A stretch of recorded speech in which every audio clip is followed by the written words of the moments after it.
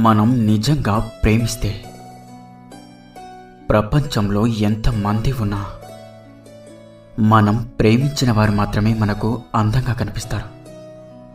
ఎందుకంటే వారే మన ప్రపంచం కాబట్టి కాదంటారా? నిన్న చేసిన తప్పుల గురించి భయపడేవాడు నేడు పోరాడలేనివాడు రేపు గెలవలేడు. గెలవాలనుకుంటే భయాన్ని వదిలేయాలి. ఇక భయం పోవాలంటే పోరాడి తీరాల్సిందే. ఈ లోకంలో నటించే వాళ్ళు ప్రశాంతంగా ఉన్నారు.